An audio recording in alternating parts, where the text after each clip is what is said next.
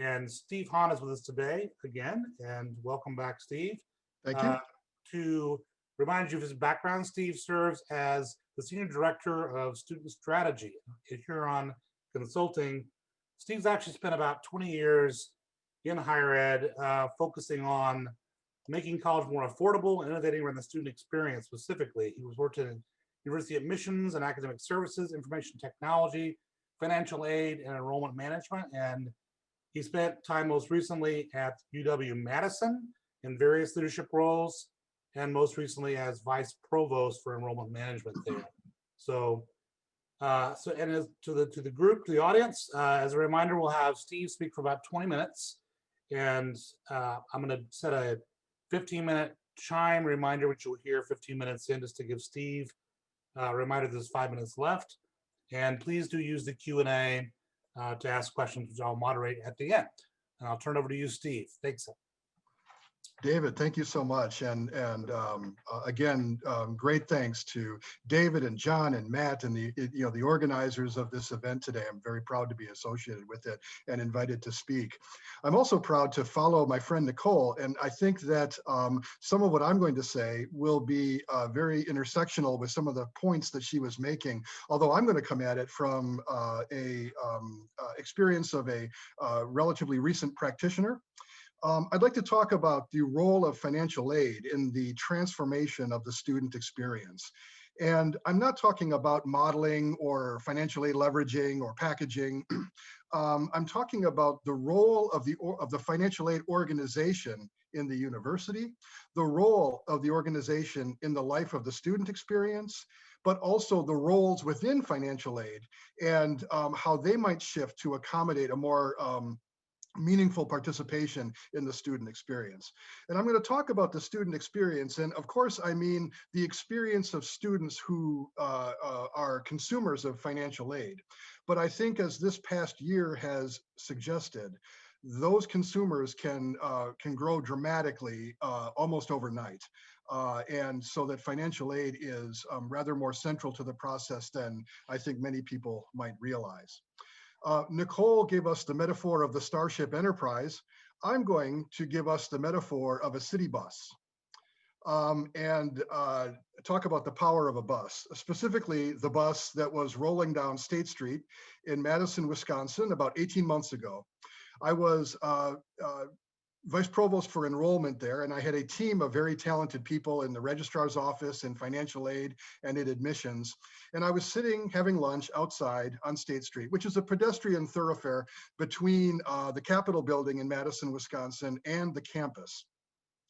And as I was sitting there having lunch, one of our city buses rolled down State Street, and I saw an advertisement on it that looks like this. And it was an advertisement for our new Promise program. This is at the time, brand new and first of its kind in the state, Promise program for financial aid for state residents. And my first reaction was one of surprise and gratitude, because it was rather difficult putting an advertisement on a municipal bus in Madison, Wisconsin, if you were the university. And so my first reaction was, hey, great, we finally got that done. That was rather difficult, unexpectedly so.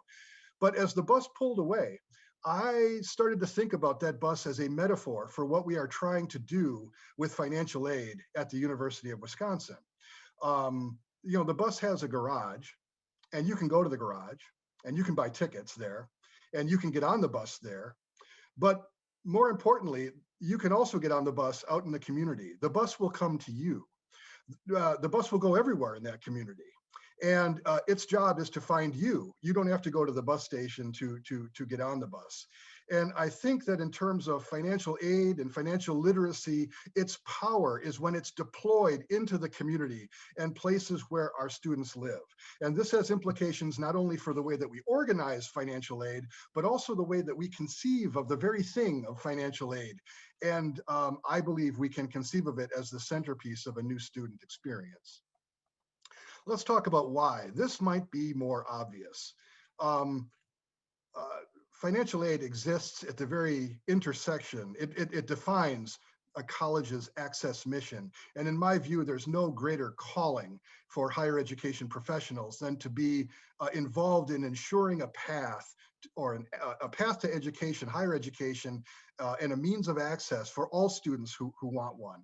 It's also very complex in that it exists, financial aid does, at the intersection of compliance and student services and business services.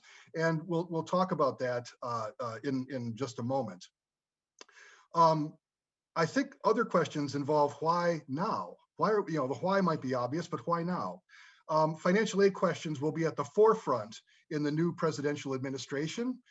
Some of them are surfacing right now. At the same time, though there are national discussions going on, with the economy the way it is and the campuses going through what they are right now, financial aid is a very local thing. It feels very local to us. So for an increasing number of students, financial aid is more central to their experience than it was maybe a year or 2 years ago. Financial aid is most usually associated, or most dramatically associated, with recruitment, with the packaging and with its association with, the letter that comes from admissions and then the letter that announces the packaging or the email, et cetera. But I think it is as or more critical, especially now throughout the student life cycle, as students' situations change in the middle of their path. They change dramatically, and we are called to service for professional judgment and other appeals and things, that we keep pace with students as their situations change dramatically this year and next year. And so I think as we think about all this, we can think about investing in a student-centric reevaluation of our business. And before I get to some points about that, let me talk about COVID. Not because this hasn't been done to death, I think, in our media. And COVID is a tragic happening in the country, on campuses and in people's lives right now. But I think COVID is important to talk about because I think in one event, in 1 year, it has rather dramatically demonstrated the centrality of financial aid to the student experience. And if I could adopt an optimistic tone, it has also revealed some best practices that I think are in the best interest of students and that should survive this COVID year going forward. In March of last year, it was all too obvious for anyone working in financial aid that that office was almost the first that students turned to, and not strictly for financial aid reasons. Financial aid professionals were now generalists in the student experience. They were counselors. They were the spokespeople for higher education and for their campus. And I think that demonstrates that in time of need, the centrality of these questions very much. Turning to a different sphere, COVID has provided more academic options for students than ever before. Now and going forward, they are truly the general contractors of their own experience. And as we go forward, many of those online options will help eliminate geography as a limiting factor for where students are finding those options. Not all of this will be true going forward. Much of what's online now will not stay online, but much of it will, and much of it should. And as students look to their remote options for their academic aspects of their education, they will look for similar care and handling in terms of the student service aspects. Now, enter financial aid. COVID has demonstrated that financial aid can be extremely effective in reaching students and their parents remotely, if needed. I don't think, and I'm not suggesting that we ever replace the in-person component, but I think that it's almost ironic, or maybe a paradox, that through distance can come connection, and that this year that connection has been found remotely, yes, even remotely. Financial aid discussions are often difficult discussions. They're not always fun. And when they are difficult, they also involve family members and parents on occasion. And I think through the possibilities of remote connectivity, this is even made easier for the parents, that they don't have to take so much time off of work, that they can have a meaningful discussion with a counselor, and an even more meaningful one if hours are adjusted to be after hours or before work hours. And I think financial aid has demonstrated the possible around that. And that is now married up to what I've called a most administratively flexible and innovative time. I've been involved in higher education for over 20 years, and many of you on this broadcast have been involved much longer. But in my 20 years, I've never seen a more innovative or administratively flexible time. People truly want what's in the best interests of their students. And they have that front of mind. And so there is a renewed sense of mission around our most needy and our most vulnerable populations. So let's take advantage of that time. Schools who long for a return to 2019 or what was considered normal, I think are missing an opportunity presented right now to transform their organizations into a student-centric organization of the future, and yes, put financial aid in front of that. I say put in financial aid in front of it, but indeed financial aid is often the very first conversation that parents and students have, maybe as early as middle school. And for some parents, these discussions are had, when their children are born. So these are very early conversations, and the relationship with the institution lasts through maybe the repayment of that last payment of a student loan, or other things. So I'd be hard pressed to find an organization at the university that has its foundation that early or that later on in the student experience altogether, in addition to being right there front and center during the student experience. So with the inspiration of this year and the practices that all of you have found in terms of meeting the demands of this year, what are we going to do with that inspiration? Well, I would suggest a call to action of a couple points in here, and then I'd be open for questions on these as well. I think that we should use this year and next year to rethink the role of financial aid. Financial aid professionals are responsible for compliance and business operations, as I just mentioned. But is that their business? Or is it their mission to get aid into the hands of as many students as possible?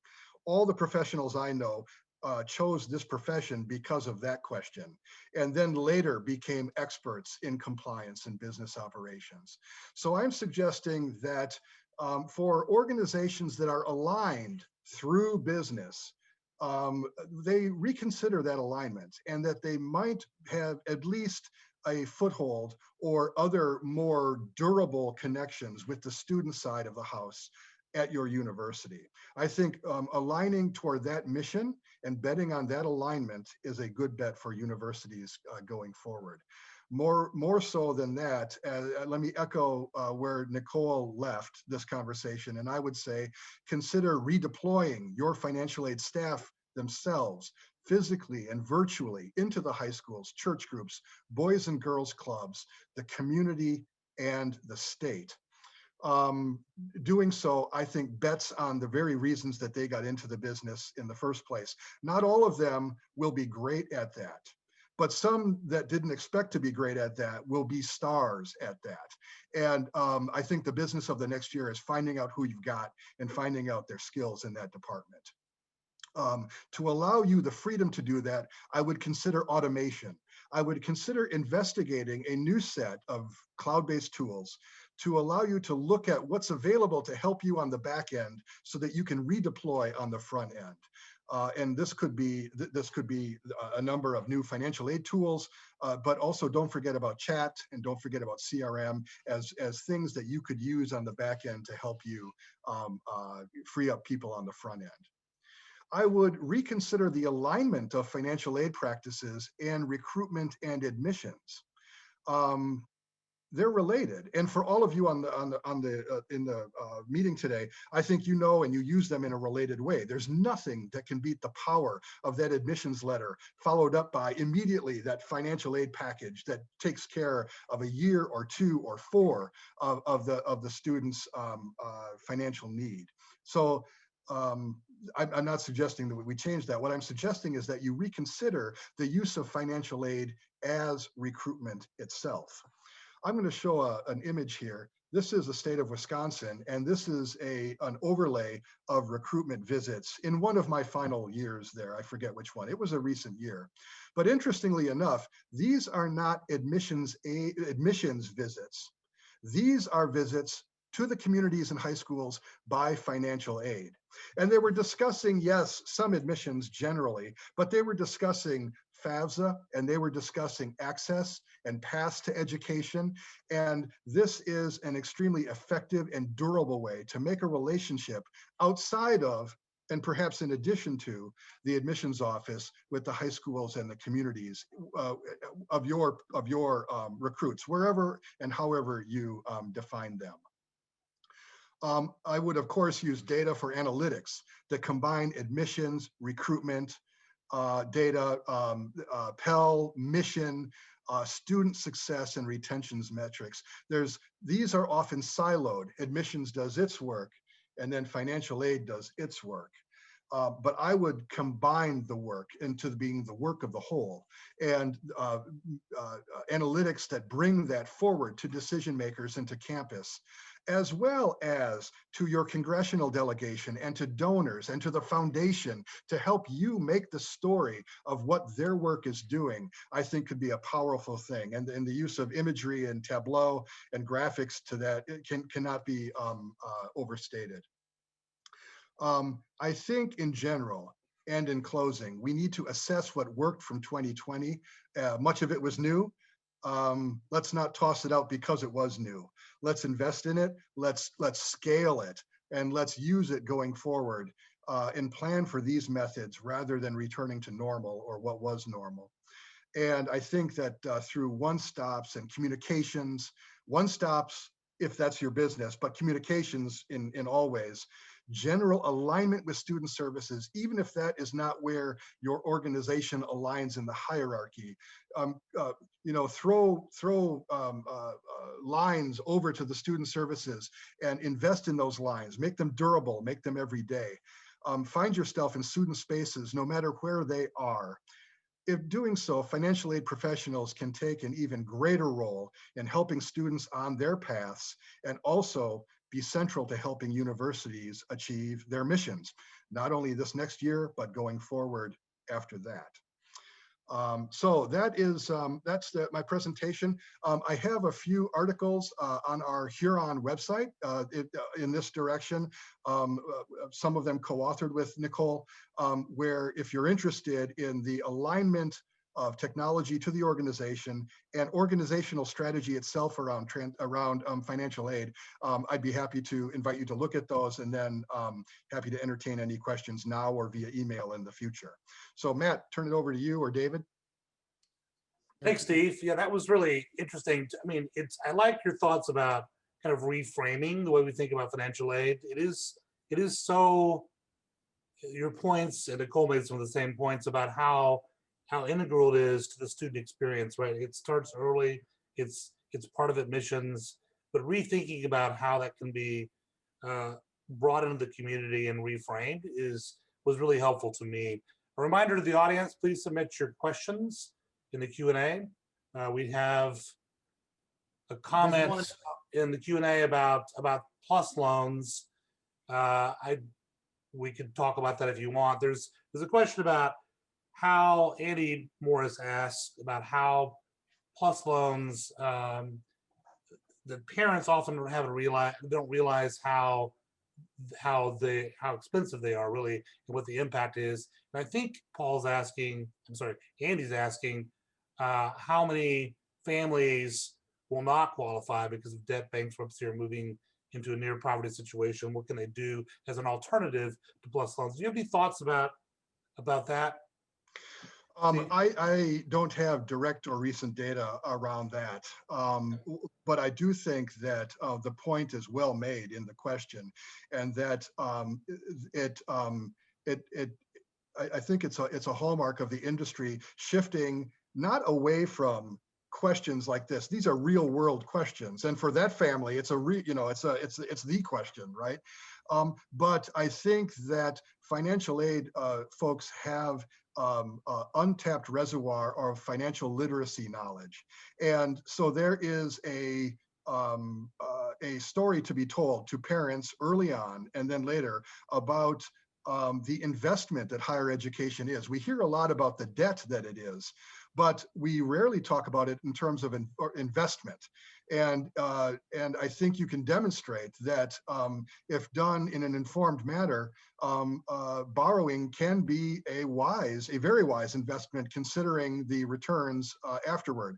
So, but there are sources of borrowing, and then there are other sources of borrowing, and making wise investments around a path of financial literacy early and continually during the course of events during the student life cycle, I think is necessary and an appropriate role for FinAid. Yeah, one of the things that I think is alluded to in that question was there was a recent study that came out regarding PLUS loans as to how they were used very heavily by more economically disadvantaged families rather than families that may have the financial means to afford them, and the impact that it had on the parents. And I think that really ties back into what you've talked about in terms of sending people out with information about financial aid, to the world, rather than just letting people, fend for themselves and figure it out, and using it as a way to make a partnership, not only with the student, but with the whole family. Yeah. And John, where I've seen that be less than successful is when the maybe when the students or the culture of the campus is one that they believe that financial aid, because of its Title IV responsibilities, is the watch person for the government. We are here in federal authority, and it's true. I mean, we have to be compliant, federally compliant and compliant in other ways. But I think using the occasions of situations like COVID, and hopefully, not very frequently, and we have lesser occasions in the future, but using occasions to redemonstrate to students and families that the financial aid office is your advocate. They are not there to betray private information to the government. They're here to work with you to make sure that within the boundaries of compliance and of the law, that you've got options and you've got access. And here's what we can do for you. I think reframing it on a campus to making that the role of FinAid will help everybody. That's great, Steve. Do you have other thoughts about how to reframe that message? Because I think we think about financial aid in a very traditional way, right? There's a certain order of steps that people follow when you apply for colleges for admission, and you fill out the FAFSA, but financial aid isn't really seen that way now. Do you have thoughts about how to reframe kind of specifically? How do you make the financial aid office be seen in a different light? That's a great point. I think, and I think the financial aid director and staff that I had in Wisconsin did this extremely well. In fact, that director is now the vice provost for enrollment, Derek Kindle. Bringing that to the community, I think, is how you are seen as an advocate and not simply the back office. Doing FAFSA Fridays out in the community where your folks are not in the office, but they're out there helping students fill out the FAFSA, or giving information to them in spaces where they are, like in church, in communities, groups, and in community spaces, talking about financial aid in general. Whether or not your destination happens to be my university, talking about it in general is a good way to demonstrate advocacy, but also help convey financial literacy. So being out in their spaces, I think, is the most important thing. It's great. Hey, Steve, really quick, great talk. And I think having you and Nicole go back to back was a brilliant idea. I don't know who made that idea, but it was a brilliant idea to have you guys both. And we should have probably told Nicole to stay in, because there's probably a lot of things. Both of you guys talk about bringing the back office to the front, right? And so about a couple of years ago, the discussion I had with my student practice and, with admissions records, student financial aid, was reimagine the financial aid office. Take away all the constraints that you have. Take away compliance at this moment. Take away the technology. What does your financial aid look? What does a financial aid office look like, right? Because what you're going to get from that is you're going to get a true value of the experience that it needs to have. Then the question is, how does compliance and regulation get wrapped around it? And then what technologies would enable for you to be compliant and follow regs, right? Have you thought about strategies that way, where you throw everything out, it's rethinking and reimagining to serve a student, then embed compliance, embed regulations with the new technology? Yeah, I think that's a student-centric approach, especially now, is absolutely the way to conceive this, Matt, and not limited to financial aid. The student doesn't care the difference perhaps between admissions and fin aid and maybe the online registration or summer registration experience. It's all the onboarding to them. And so I think of walking the student journey, doing the student journey digitally and in person. There's great power in establishing and great myth probably in what you thought was a student journey isn't really your student journey. So I think there's power in taking that journey again anew and in finding out really what your 18-year-olds and greater, transfers and otherwise, what their different paths are. If I could make a additional point, Matt, you've got allies in this on campus. If you're big enough to have a congressional office, they are really hungering for data that they can send to the congressional delegation. Foundations and donors hunger for the visual and data-based work that you're doing so that they can, make their case. And I could also say, put data in the work for you. When we originally were doing our FAFSA Fridays on campus, we had occasions where no one showed up, and we wondered why no one showed up. Well, we weren't where they were. So we did kind of a geo mapping. We compared financial aid recipients and class schedules and did kind of a heat map of where they're likely to be at 2 p.m. on a Friday afternoon. And we set up right there. And so I think there's a lot of digital and imaging and weaponry that can be brought to bear for foundation, for Congress, and for your own campus. Yeah, Thanks so much, Steve. It's great. Go ahead, JTH. No, I really like your continuing emphasis on financial literacy too, and creating that partnership. In the last crash, I remember reading an article comparing the financial aid loads between two students who were taking the same major at two schools that were similar size. And there was a $15,000 difference between the debt load of the two schools for the same student in the same program. And the higher schools said, it's not our responsibility. They have the material. They can decide how much loans they want to take out. Do you see that attitude beginning to change? Are you beginning to see more and more financial aid offices, even though they may be bound up by old processes, trying to act more in partnership?